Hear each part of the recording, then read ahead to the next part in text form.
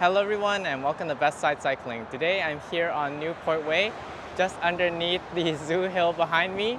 And today I just wanted to give sort of an overview of this route, which is an awesome east-west corridor. There's been some recent updates with some new bike lanes that you can see here on the right. And yeah, there's a lot of cool things to look out here. So let's roll through and I'll point them all out. So as we get going here, here's a map of the entire Newport Way. It goes for about 6-7 miles all the way from South Bellevue around the Factoria area all the way to Issaquah. So really it's pretty essential way that you can ride sort of west to east and connect through these different parts, even if you're going like to Sammamish or going through Issaquah, maybe even to like Snoqualmie, or you're heading south towards the Black Diamond Bakery. This is a really common way to go about it, and it's usually one of the main roads, mainly because there aren't really any other alternatives, as you can't really go mid Bellevue. There's like Lake Sammamish right there, and then you're going north, you're pretty much already all the way to out to Redmond beyond the Bellevue city limits. So yeah, it's a really great piece of road to know. Generally speaking, I haven't done a full video on it, but you can see this part was actually recently repaved, so it's a lot nicer here, except for here on the right you see a bunch of pine cones and everything. But generally there is some bit of shoulder or bike lanes throughout that whole stretch. But this stretch, since it was recently redone, is definitely nicer than most. It used to be a lot potholy here.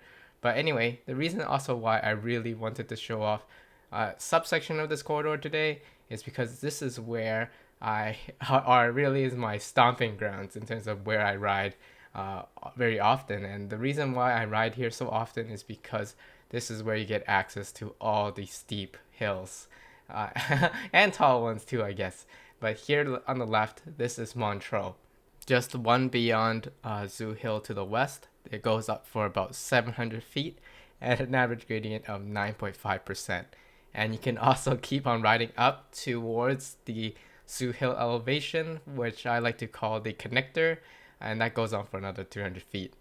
And yeah, I forgot even to mention about the Zoo Hill at the very beginning, where we just passed it along Newport Way.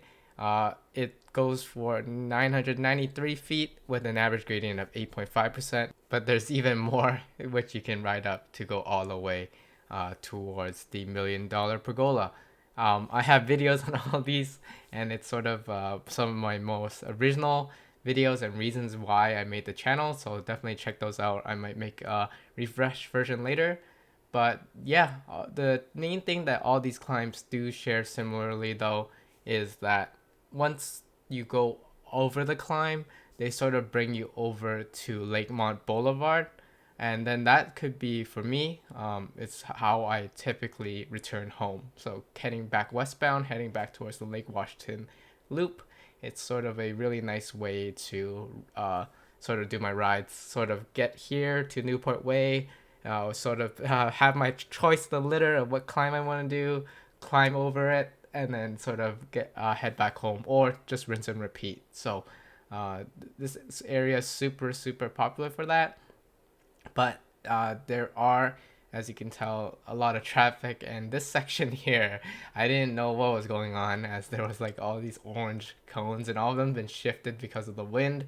So yeah, this part not as ideal. I have to assume that they're going to put the same bollards later and that this is a supply issue, but I'll probably follow up and ask them about that. But anyway, after a bit more riding, we're gonna get up here towards Lakemont Boulevard. So this is a climb you can do as well. The climbs, these next two are a little bit easier than the ones before. Lakemont Boulevard also definitely very rideable. I think it's about 600 feet with like average 8% gradient, but the first part also is quite steep. It might not be as comfortable for some folks just because there's like a 2-lane road with a fair bit of traffic, but there is a good bike lane the whole way across, and you can already also see that there is sort of bike lanes all over here with the intersection itself. And then as we keep going here, riding along, Newport Way is good to mention is actually most of it is like sort of on a uphill. So going from east to west, you're going uphill. West to east is generally a downhill. It's not like super steep, but it's gonna hold you at a pretty honest, maybe like 3 to 4, sometimes 5% of gradient, but usually more towards that lower end. So it definitely gonna feel a little bit of a slow burn. Definitely compared to those climbs that I've just mentioned. It's gonna feel fairly flat, but here you can tell that it definitely is climbing. And then out to the right, if you look out, this is sort of one of my favorite parts of Newport Way, just because you get views of the Sammamish, Lake Sammamish, and then of course, yeah, on on a nice day you just see all the mountains as well, just out to the east, like the Snoqualmie Pass. So there's a lot to see as you're riding along here on Newport Way. And if you're enjoying this video, please roll over that like button and subscribe. We cover all sorts of local Seattle cycling content. And yeah, I've been actually looking on the side a lot more, maybe on the software side, how to share more routes with you guys or provide more resources. So hopefully I'll have some stuff to announce about that soon too. But in-depth guides like this is some of the occasional things I like to do, especially for some of these roads that I know are ridden a lot and really useful to know about.